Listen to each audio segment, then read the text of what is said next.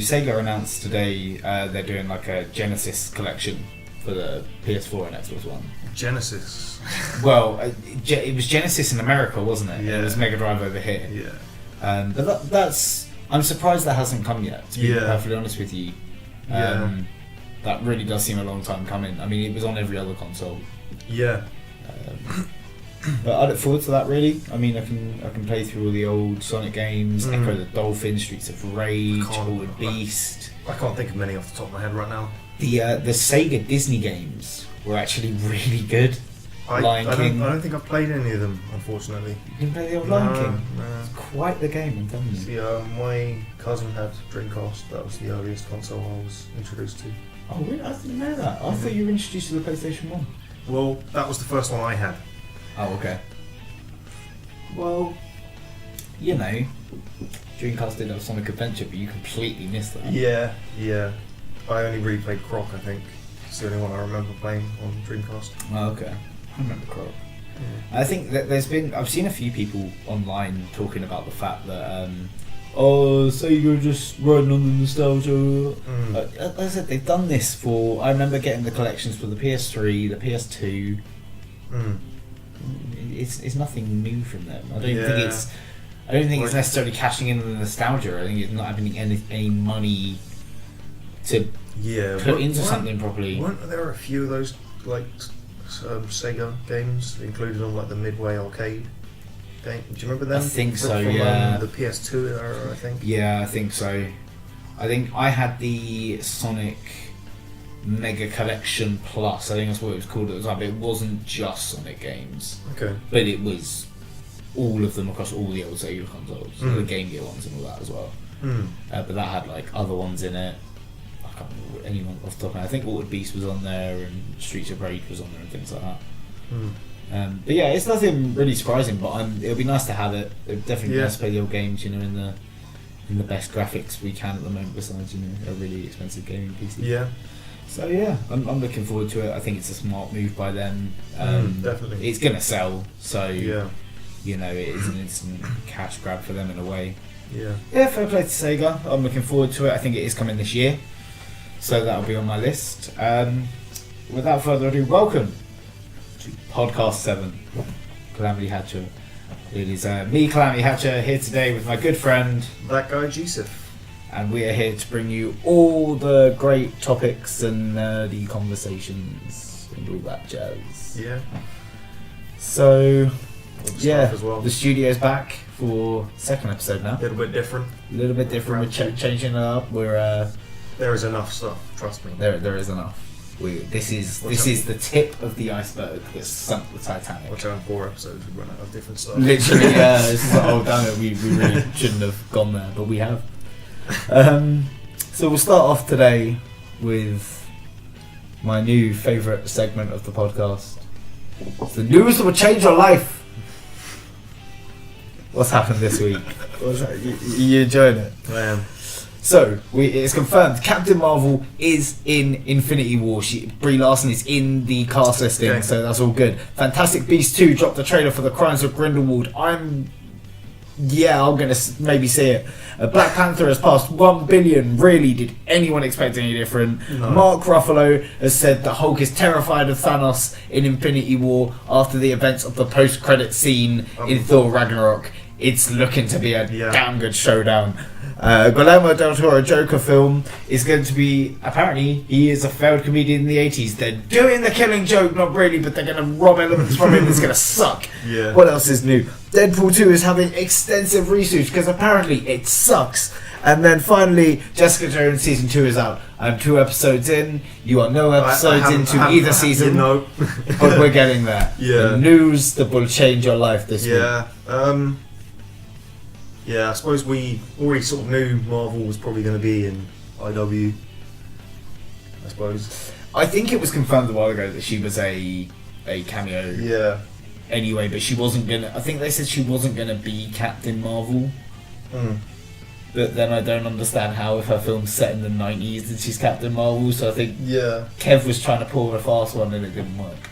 That's legitimately how I feel. Yeah. Fantastic Beasts 2. I haven't been a huge fan of the Harry Potter film series. You know, I think I stopped at 3. I think I may have watched 10 minutes of 4 and then given up. See, I enjoyed the Harry Potter series. What I didn't enjoy was the aftermath. I don't particularly resonate with the fan base. They're quite an aggressive brood. And I think, like, I look at the books now. I loved them as a kid, but I look at the books now, and I understand that they were written to be movies. They weren't written for literary excellence. They were written to be movies. Yeah. And I'm not gonna lie, J.K. Rowling got rich off of using a lot of other people's ideas. Yeah, but she did it in a really good way. She did do it in a really good way, but it's exactly what kids wanted around that time, though. You know, literally, yeah. The fantasy was really on the up because of Harry Potter, and I don't know really. I will see it. It looks interesting. Jude Law as Dumbledore looks quite interesting, so I'll give it a go. Black Panther passing 1 billion, as I said. Yeah, nothing needs to be said on that. Really, it's just obvious. Literally, that film is continuing to break records and boundaries. I think it will. Like, watch how the DVD sales are like record breaking and stuff. Yeah. Mark Ruffalo saying about Hulk being terrifying. I can't really go into this with you because you haven't seen Ragnarok and you don't like spoilers. I know the full extent of the interview of what he said, but I can't go into it. I'm sorry, people. I'm sorry. But yeah, that's actually kind of interesting. I'm excited. I'm going to definitely watch Ragnarok soon because I plan on doing that in the next few days. Yeah, you need to watch Ragnarok. And then Jessica Jones. Yeah, Jessica Jones season 2. We'll move on to quickly the Joker film. Yeah.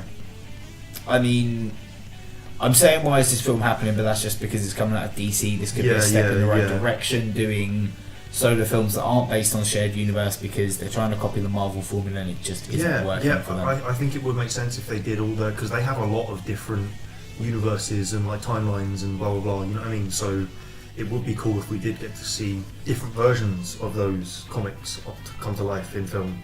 You know, I mean, even if there's no chance of them linking up, that would still be really cool fan service. Yeah, definitely. I mean, we'll see how it turns out. If it's just going to be the Killing Joke without Batman, they've got to put Batman in. I mean, it's maybe it will be one of those things of sort of last scene will have that fight. But it'd be like pre-Batman, you know what I mean? I would kind of like it if they didn't have Batman in it, but Batman is referenced a lot. They like, people talk of the Bat that no one sees him because this is the 80s as well as being set in. Yeah. So you know it's like almost like an urban legend. Like no one ever sees him, but you hear about bad guys getting swept up into the night. Yeah. And Jessica Jones season 2. I am a huge fan of Jessica Jones season 1. She was probably my favourite character in The Defenders. Oh, we skipped one. We'll go back to that.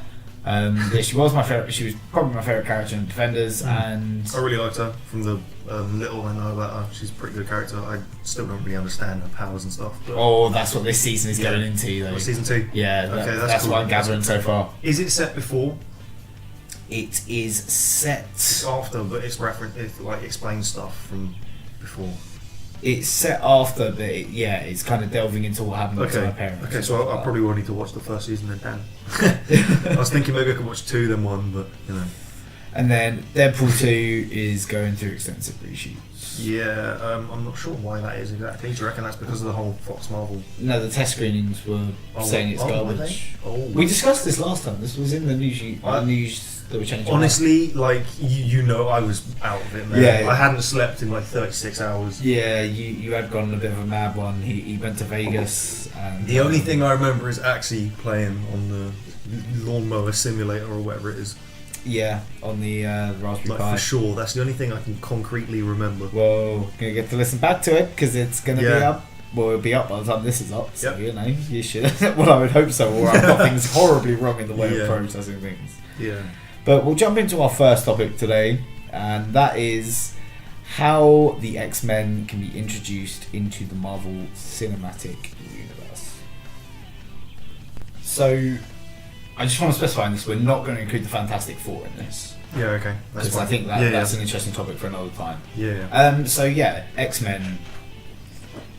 I guess the first question we need to ask is, are we recasting?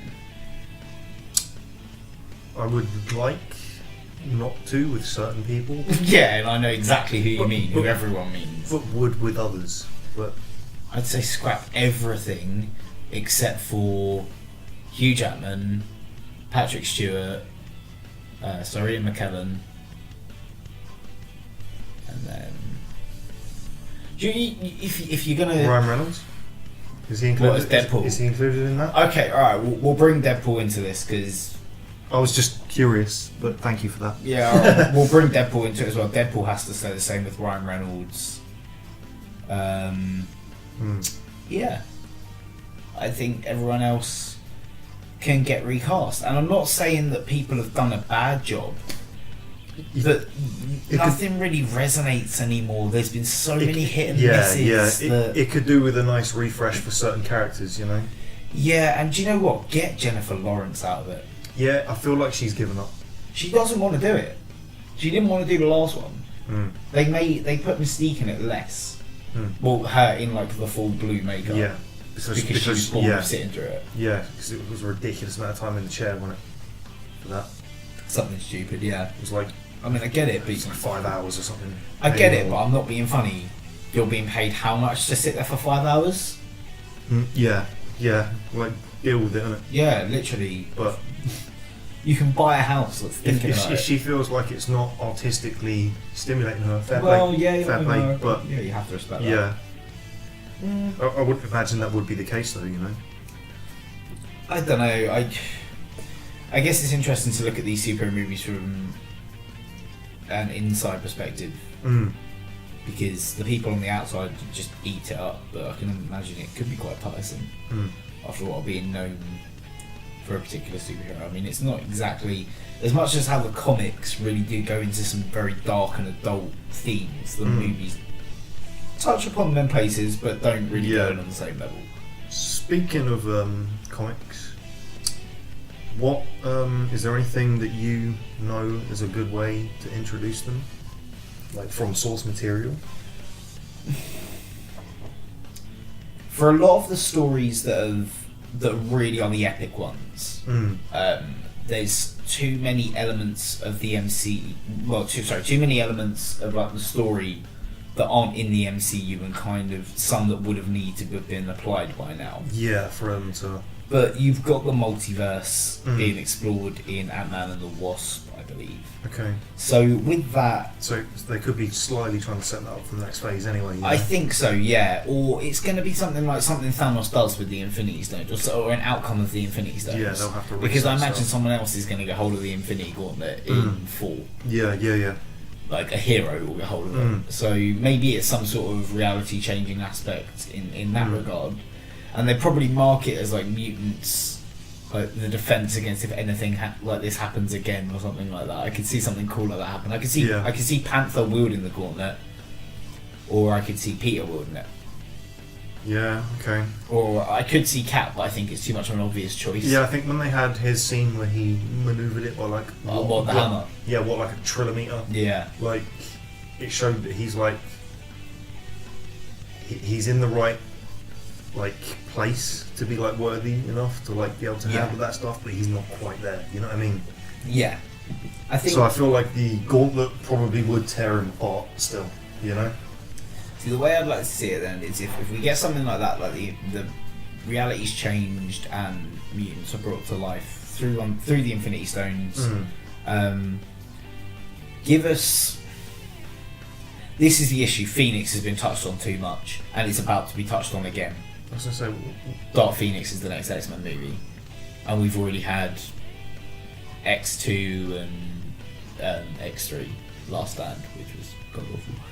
But you know, you've touched on it quite a bit, but you need the Phoenix for the story I'd want to do most, which would be Avengers vs X-Men. Yeah. Because you need Phoenix comes to Earth, and it's supposed to go for Hope Summers, who is like the first mutant in ages since they started dying out after Scarlet Witch obliterated them. And then she kind of like flinches when it comes to her, and it chooses that there are like Cyclops, Emma Frost, Colossus, Magic. I can't remember who the other person is. Forgive me. But they all get possessed by the Phoenix Force and become the Phoenix Five. And then Scott Summers, like leader of the mutants at this point, and he kind of it's just an awesome character study of him. Like he really is like a madman by the end of it, and the Avengers have to take him down. But again, like you can see his point because he's like the Avengers are trying to get involved with the Phoenix Force, and he's like, this is a mutant problem. We will deal with it. We don't need your interference. And the Avengers are very much the ones who are like, well, no, we're getting involved. We're taking her, and then we're taking Hope, and that kind of thing, and it all goes off a bit really. But I'd love to see that. Yeah. What about you? Any comic specific ones that you look forward to hopefully seeing? I don't know enough of the backstories, to be honest. Fair enough. However, so if you would like to see them introduced, would you like to see them set up like the whole X-Men versus the Avengers we have now? Yeah. I'd like to see it if they were fighting over. Or would you like to see it set up so that there's teasers for the future? That's what I mean. So I would like Avengers 4 to kind of, again with the Infinity Stones, bring the creation of mutants into the world. Give the X-Men. Don't even do that. Do you know what? I'd kind of like. See, I don't know. I'm in two minds. I'd like to see 3 X-Men films building towards Avengers versus X-Men, or I'd like to. I don't know if 2 X-Men and 1 Avengers, but you see it from like. That would be cool as well. I was going to say you see one from their side, their retaliation, and then the final, and then you get that crossover film. You know. I think I'd like to see the quadrology. Yeah, quadrology. I'd like to see maybe independent films and then the X-Men, but then I don't think that really has the same effect as the Avengers because the X-Men have always been known as a team. That would feel like Disney are trying to recreate their own magic with the MCU. Yeah, if you know what I mean. That's a very good point. With a similar franchise, if they were to start building up the individuals, I think they should have an origin for them. If you know what I mean. Like after they have cameos in a film, have an origin and then go from there. You know, have them just like link up with the others in different films and universes. You know, Charles Xavier and the X-Men. Bang! You got you get the origin of Charles Xavier, even though we know it now. Yeah. But then you can focus it more on him building the school at the start. Again, even though you have that, but I don't necessarily think the new movies have done the best job of creating a world in that. Yeah. So, you have depth to explore there and how he came about starting this school and took in people. And the thing is, you can have that connection there because you can instantly have Tony being like, no, this guy, I know about this guy. He is the right kind of guy to help these kids that are scared and run away from home. And you instantly got that link to it all, and then you bring in the Avengers vs X-Men later when Charles is dead.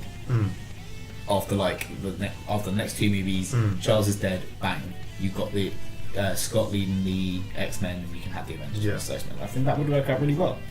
We'll kind of round it off. I mean, what just quickly, 2 characters you would most look forward to seeing interact, 1 MCU, 1 X-Men. Oh, that is a tough one.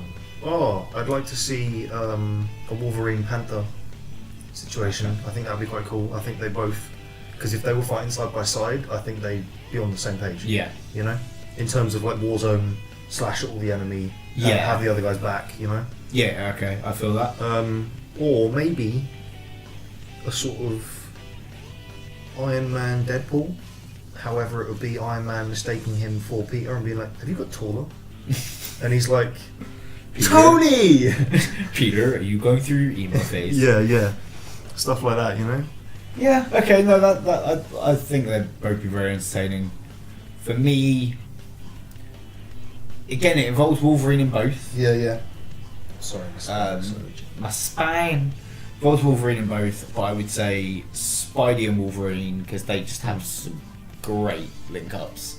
I particularly like the one where they talk about their favourite type of woman on the edge of the building, like redhead, so you see him spud with the sunset behind him. Yeah. It's like, oh, I get it, Gina, Mary Jane. Yeah.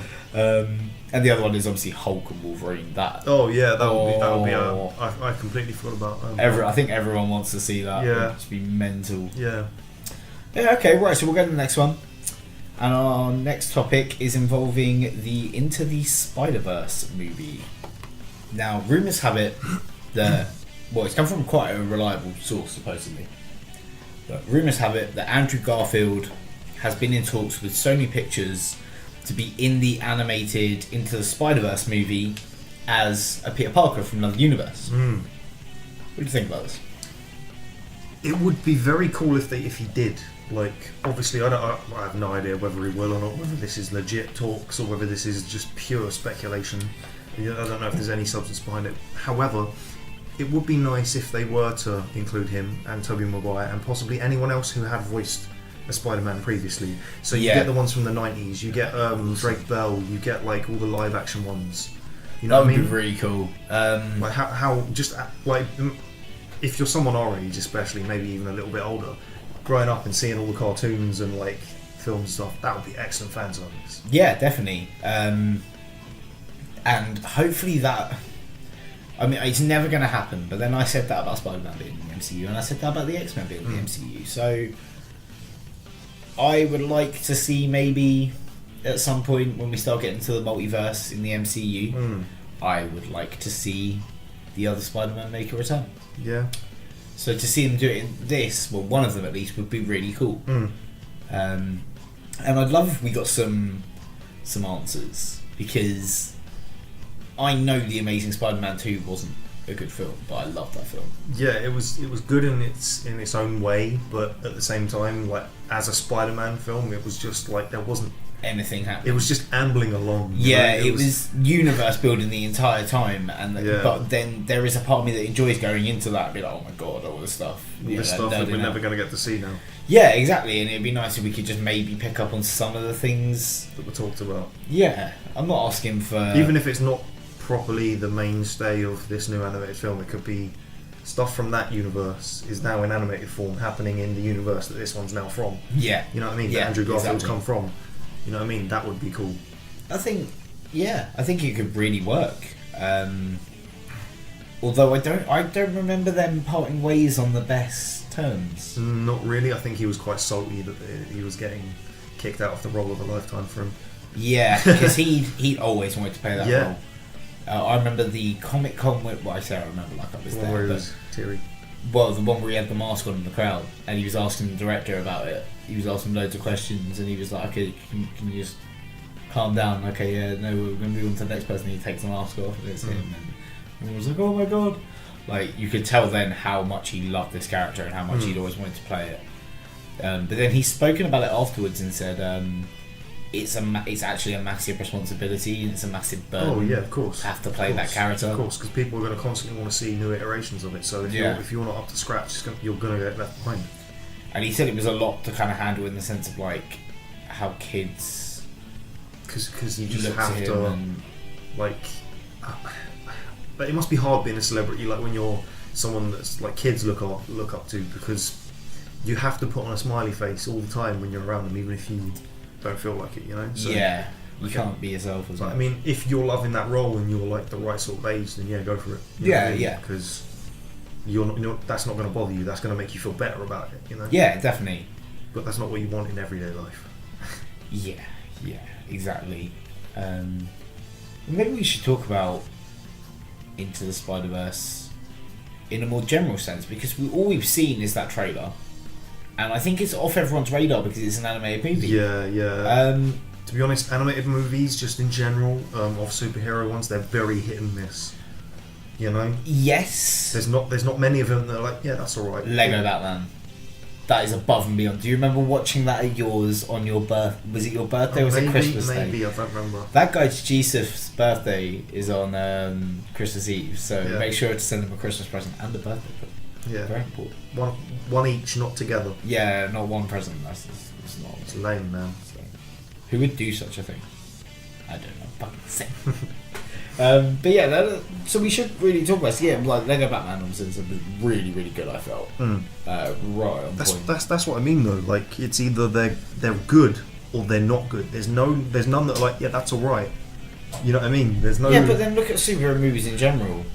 There I are those that suppose. are good and those that are not good. There are It tends there to are a generally few go that are Marvel like- and DC, but There are a few that are like, yeah, it's alright. It's like for live action films, like they didn't quite do what they were going for, but you know, like the Thor film.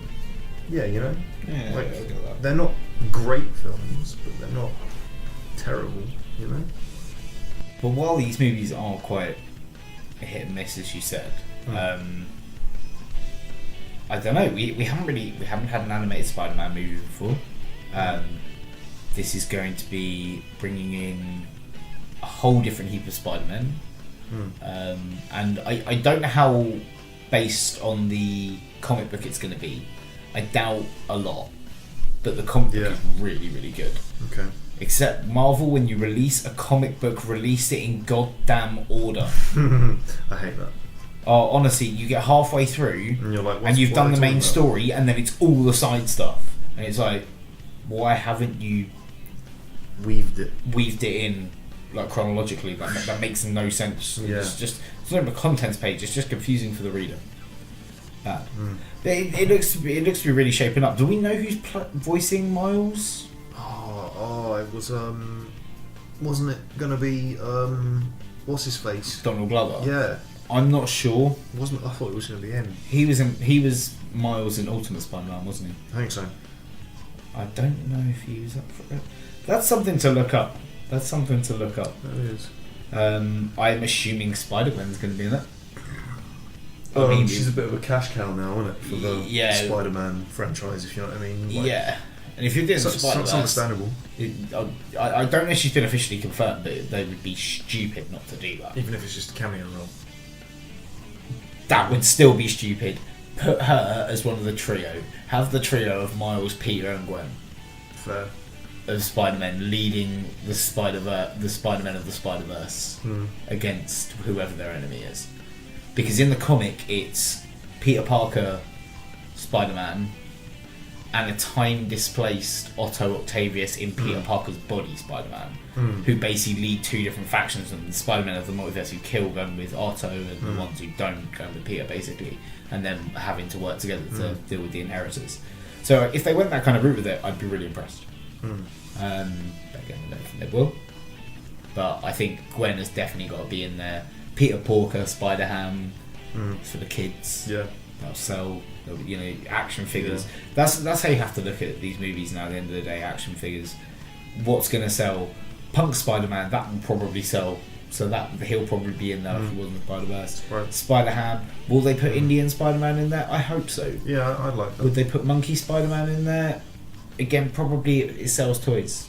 They're going to go through all the different avenues they can. I think the issue is that you have to do something that Sony have never really been able to do with any of these movies, and that's balance a lot of characters, but have the ones that are your central characters, and have the ones that aren't, like your background characters. So for instance, Spider-Punk is not a main ground character. He'll be good for that comic relief kind of aspect. Popping in every now and then. Same as Spider-Ham, but then you would have your trio, Miles, Peter, and Gwen as your main characters. If they do this thing right, then they have to include the comic book style or the pop-up one. Yeah, that would that be has really to cool. just on the screen, and they're all they see him, but they're like, why is he not facing us? Stuff like that, Who is he talking to? And then pans back around, it's us seeing it. Oh god! In the comic as well, they do a thing with the bobblehead Spider-Man from Ultimate Spider-Man, like the fourth wall breaking one. Yeah. He's in the Spider-Verse comic. Oh wow! They really went in with it. It's quite impressive. And as I said before, this has really disappeared off everyone's radar, and I don't think it should. I think people should be looking forward to this. Yeah. It's not going to. I don't think it's going to cost near as much money as a Spider-Man film normally costs to make. No, it Sony shouldn't. I doubt Sony are going to be sitting there manipulating it so much. They're not going to pump a stupid amount of money into it either. So smaller budget, more focused. Yeah. I like the idea of smaller that. team on it, so it's more cohesive. Literally, but you know what I do think they're doing with this? I think not Kathleen Kennedy. This isn't Lucas. Amy Pascal is sitting there thinking, we can't do Spider-Man without Marvel. It doesn't work. What can we do it on our own? Yeah. Without having, like, in live action, it has to be Marvel dealing with it. It's what everyone wants to do. It's to take it away now. No one would care. What's the deal with like Sony's like ownership of like Spider-Man now? Like, do they just have Spider-Man?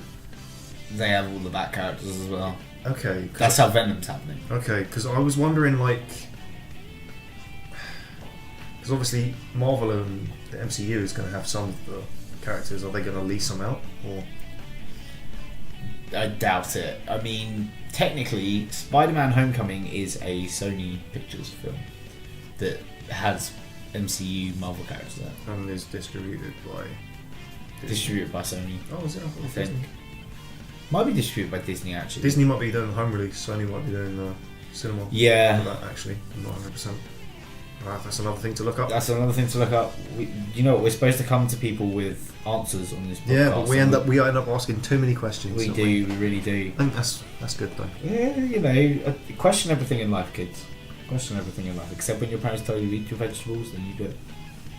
You don't just eat vegetables. Bacon sandwiches are important for growing up. On that note, unless you don't eat halal or kosher, you know. Yeah, we respect all religions and faiths, so just eat what you want to eat. Enjoy it. As long as it's not going to kill you. Yeah, after that, wonderful little public service announcement.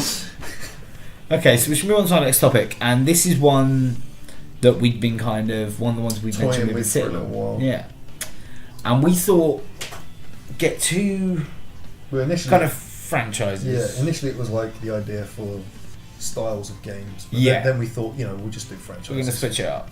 So, franchises, crossing over two franchises into one ultimate game. Both got our picks, so yeah, let's get into that. So, do you want to kick this off, or shall I? You go.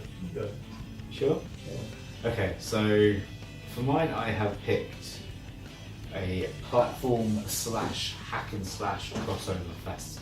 Okay. I want to combine the Devil May Cry universe with the Sonic universe. Yeah. Right, so Platform hack and slash. Platform hack and slash. I want this to be kept at the age rating of Devil May Cry. Yeah. With the seriousness. So that's like round about 15, possibly 18. Yeah. Game. Yeah. I've written some kind of story points. Okay. That's good. A few little story points. So Mephiles from Sonic 06 escapes from the Scepter of Darkness and goes after the Phantom Ruby and Sonic Forces. He merges the Sonic universe with the Devil May Cry universe because he can sense all the demons there and then take control of them and amass an army and go over the universe. Sonic and Shadow set out to separate the two worlds again, and as demons are killing the world that happens. Dante sets out to separate his world as the Chaos Emerald and the Phantom Ruby have made the demons 10 times stronger than the two before. Shadow and Dante fight and both tap into the Chaos Emeralds and achieve Super State. Okay. Sonic breaks it up and explains their common goal. The three battle against Mephiles' endless army to get to the Phantom Ruby. Mephiles uses the ruby and demonic blood to create millions of demonic copies of himself, so like he can create loads of copies of himself anyway. But like, I've really messed up Resident Evil kind of style versions of them, I guess. All deformed and contorted. And then millions of demons in Super State, and the trio have to go Super State, Dante, Sonic and Shadow to destroy Mephiles and the Phantom Ruby, restoring their worlds to normal, and then at the end Shadow and Dante have to have a rematch. But obviously not going to kill each other, but like a testing really thing. I want quick mechanics, Dante's hack and slash with the two hedgehogs using home attacks and spin dashes and things like that, so it's really quick bang bang bang play. Elements where the two boosts like grabbing the back of Dante's jacket and he just looks like firing off Ebony and Ivory. That'd be quite cool. I want Shadow to get his weapons back from Shadow the Hedgehog game, because he can shoot like Dante kind of stuff. And a similar gameplay style to Sonic Forces in the sense of switching quickly between the characters throughout the different styles. I suppose you'd have like Sonic as like the speed, Dante as the hack and slash, and then Shadow as like a mixture of both, which is third character. And also you could have things like Shadow being able to do great distances with chaos control and things like that. I think it'd be really cool. I mean, it's not like the Sonic universe hasn't dipped into the dark and edgy, and I love Dante and the way he deals with things, his kind of cocky attitude towards things. So yeah, I think they work quite well. I think the two would mix really well, and I really just want to see Dante and Shadow. I think that would be really cool. Yeah. How would you have it? Certain levels alike from each universe, almost, or would you have so it like, literally like it's a combination of both? Combination of both. Cool. So So like, you've got bits where it'll be like you'll be running along like doing this standard Sonic like stuff, but every now and then you get a few enemies that you'd be able to hack and slash through, and then Yeah, you'd switch to literally. like proper Literally. and you'd have a few little Sonic bits there, so you could. Yeah, like I'm picturing like imagine the Chemical Plant Zone, Sonic 2. You know that, don't you? I think so, yeah. That with like the big Devil May Cry style, like cathedrals running through. But I literally want it as if like I can't really think of a medium in which it's been shown. I know it has been. Where like literally the world's like, so imagine two different parts of the world and they're like into each other kind of thing. Like I kind of like it like that. Like as if the worlds have literally just gone bang, and that into each other. I would want. I'm not sure who I want to really be developing it though. To be honest, because Capcom and Sega are both not got the best rep at the moment. So I don't know. I genuinely don't. Although I say that Capcom hasn't had the best rep recently. People weren't that impressed with Marvel vs. Capcom Infinite. Yeah. But credit where credit's due, Resident Evil 7 Biohazard. I haven't seen much of that. Jeez, have a look at it. It's basically what Silent, what PT was doing. Oh yeah. That's such a shame that never got made. Yeah. Good old. Do you still have that on the console? I do. We can play that on point. That's good. Yeah. So that's my pick. That's good. I like that. Would you play it? Yeah, I probably would. Give it a go. I mean, Wouldn't buy it. I'm not that big on hack and slashes. Fair. Mechanics of Sonic kind of bug me. Yeah. You know, I understand like that. stop and start speed, like Yeah, differential, you know. the franchise where they want you to go fast, Yeah, but then they punish you for it. only sometimes. Yeah, literally. Yeah. Go fast, but just not right now. Literally, yeah. But yeah, you see, my crossover is a little different because I've chosen like a FIFA/WWE game, but Okay. that's only because I don't really know of any smaller indie style games that are comparable. Okay, so You then know, like there's, I mean, think about like the football genre. There's FIFA and PES. on the FIFA Street. Yeah, sort of, but it's you I know, like FIFA Street. But yeah, like there's not many underground like football games, and there's not that many underground wrestling games, or like too many fighting games that are underground, you know. But if there were generic versions, then I'd definitely choose and combine them into this game. So it's basically, okay, imagine like a wrestling arena, and you've got the Titantron on one side, and like the crowd like hitting around with the ring in the middle, but instead of a ring, football pitch. Okay. And then like all players, like they come down like in arm pads and knee pads and stuff with Like American football style gear. Yeah, no, like wrestling arm pads and knee pads, and then just like a football kit. Yeah, with like boots and stuff. Yeah, this sounds great. This is going to be fantastic. So all teams have like different costumes and stuff, but they walk down the Titantron, the ramp into the pitch. They have their own entrance music for the team, so like gets the crowd pumped and all that. Like, it's sort of like a FIFA game, like on the old school ones, like the basic mechanics, where it was like triangle to run, circle to shoot, square to cross, X to pass, and then the shoulder buttons are skills, essentially. But how I do it is you'd have random weapons dotted around, and you'd have the basic thumb controls the same. But shoulder buttons would be like to grab weapons and to use weapons and stuff, like throw them or hit, you know what I mean? Stuff like that. Okay. So you could have, I don't know, like bricks, broken bottles, little steel chairs, like metal or wooden poles, like sticks and Okay. stuff. You know what I mean? That's So, like, pretty cool. certain weapons you can throw, like the smaller ones, like bricks and broken bottles. The chairs and the poles, you probably have to swing. Okay. But like there'd be buttons for each. So of like the, you could have like Winger going up with the ball and then somebody just gets close on the chair. Well, an element from FIFA that I would like is if I think you can press one of the buttons to switch to the keeper, and then your team is like running around like with the ball. Like have something like that so that you could control someone off the ball, and then there'd be a button so you could run up and like clothesline someone. That'd be cool. But there's no cards, there's no fouls. Like not only is it a case of whoever scored the most, in the case of a draw, like you get points for like throwing objects and hit people, or like taking them with chairs, or like clotheslining them down. That sounds cool. And then in the event of a draw, like whoever has the most points of those two teams, like from the hit points from throwing objects, that will be deemed the winner, and then the winner, those points get saved onto their profile, and then you get to use that as an in-game currency to unlock other teams, like other costumes, other stadiums, other entrance music, like you know, and then like the cups and leagues that you progress through, you do it all once, and you get like crazy good team, like just perfect stats and all that, and then it resets all the leagues and all that, and then after that, when you complete the second one, you get cheat mode after you do it the second time. So you've got like crazy ball where it flies off at random angles.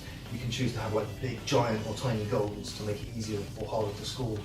You can make the ball giant. You could have no keepers, like half the outfield team. You could have like a mini five-side pitch. You know. I feel like bits like that. A Team Fortress 2 / Fortnite aesthetic would work well for that setting. Yeah. Have you ever had a Blood Bowl? No. It's a Warhammer game that is not one of the main three. So in the main three you have Warhammer, as in the old style one, the 40k one, and Lord of the Rings. Yeah. But they have a kind of one that is just a fucking brutal game of American football, where you're like taking each other out with weapons and shit like that. And they actually released a game that a couple of years ago. Yeah. So everyone can have a look at that or something.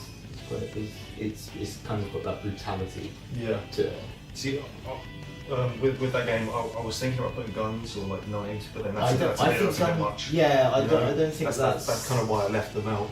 I don't think you want to be killing people. Yeah, it's just just like a wrestling football game, just like theatrical. You could have like good teams and bad teams, or you could choose to be either, and then at the end you could do stuff to rattle up the crowd or something and get bonus points if you're supposed to be bad and you're doing that. Okay, I get you. Or like if you like clap to the crowd and stuff, or go and hug like fans or whatever, you know what I mean, at the end.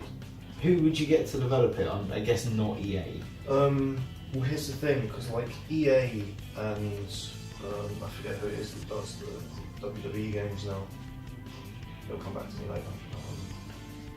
But yeah, they both have like a sort of loot crate system, and I don't know, I haven't played many of the newer ones, but the FIFA ones, they seem to be alright. But if EA went back to use like mechanics from the older, like PlayStation 1 style controls, then I think it could work, because it's really basic, you know? Yeah, I do get that. Obviously you'd have to still have the analogs to have full control, because you can't just... Yeah, because you're going to have to do some like rugby style manoeuvres to kind of get out of the way of people flying into you and stuff. Yeah. So you're going to need full analog control for that. Yeah. I don't know, there needs to be a shield button as well. You know, yeah, shield people like to either side. But you're going to have to do it as if like, well, in like Batman Arkham terms. Yeah, so like if you shield, just normally you'll keep slowing down to a halt or whatever. Yeah. But then if you do it at the perfect right time, you just counter and then you end up like knocking them flying forward or something. Yeah. So I could see that being really, really fun. Right. I think I may actually prefer yours to mine. Nah, what are you talking about? I want to see Dante shoot the guns. Yeah, yours is going to be really visually cool and like amazing like story, but that's the difference. Like yours has a story and mine's multiplayer. Mine's more like a multiplayer, have fun, sort of party game type deal. Yeah. I don't know. I think that was a good way to win this one. Yeah, good one. So yeah, we're going to wrap it up here with episode 7. But we're going to end it on a bit of a somber note, a mellow note. On the day we're recording this, this morning, it was announced that Professor Stephen Hawking had passed away. Yeah, that was quite a big shock. Yeah, it was. I mean, On the anniversary of Einstein, it's like his birth, I think. And really the Einstein of our generation has done more in terms of discovering things for the human race. Yeah, just even hypotheticals and stuff. Yeah, you know, it's like just he's caused people to think in different ways, and that's really what you want out of someone who's that smart. And you know? Yeah, definitely. And you know, he was severely disabled. Yeah. And he didn't let that stop him at all. He was still the smartest man on the still planet. had a lot of fun. Yeah, and he loved what he did. Like I said, like I knew him personally, but I've like seen him at pieces. Exactly. Like he was so passionate about his work and really did a lot for humanity. So I've seen a couple of like articles about stuff that he's done, and like he was taken on a submarine by Jeffrey Epstein, taken underground under the ocean, so he could like see stuff on the bottom of the seabed because he'd never ever been in a boat, let alone been underwater. So you know, did he go to space? Yeah, well, not technically. I mean, it was the shuttles that go up and then they drop down, so it's weightless. But yeah, he did do that, I think. But yeah, an incredible man, and the world will miss him terribly. So rest in peace. Yeah. Professor Stephen Hawking. And obviously the channel's that's got out to his family and friends and anyone that, well, everyone that's saddened by this loss. Yeah. Really. It's genuinely, it's almost like hearing like Nelson Mandela died. It's like you just that kind of you level don't of expect, whoa. you just never expected it, even though you knew he was disabled in a wheelchair and stuff, and he had like a muscular degenerative disease. Like you still expected him to be around for a long time. Yeah. Even though it was a marvel that he was alive until how old he is now. You know. Yeah, definitely. To the king of the geeks. But we're gonna end it there. It's been episode 7. I have been Calamity Hatcher. I've been that guy Gseph. Thank you very much for listening or watching. We have video now. Yeah. This is the studio, so change it up a bit. Shadow will remain the centerpiece for quite some time, except for this month. Something's coming, and we're not going to remember what, but it's going to be a brand new piece for the studio. Very excited with that. We do know the way. Don't even get mad. Ugandan potato knuckles. Those I like to call them fuckles. You're gonna bleep that again. I'm not going to bleep that. I'm not going to dolphin it. I'm going to keep it in that. It's because it's not a swear word. It's a name. That contends this way. It's not my problem, is it? Like really. Sorry. I harken you back. I harken you back to Austin Powers, Goldmember, and the 2 twins that come up to him in the club. Fook me and fook you. Yeah, exactly. Pronounced fook. Fine, Fugels. Yeah, good. That's better. That would be past the senses. But yeah, what a note to end it on. Thank you very much for checking this out if you have. Please like, share and subscribe. Well, you know, just subscribe. Subscribe. That's all you need to do. You get more content. We're back at it again with these. Knocking out, there's a lot more content. Usually weekly. Usually weekly. Sometimes we have technical issues like snow. Yeah. But we've got people flying in from all over the area. Yeah, trust me, things are going down. Police don't know how to handle it. It's a mess out here. It's a riot. But yeah. Thank you very much. We'll catch you next time, because that's what it takes to be infinite.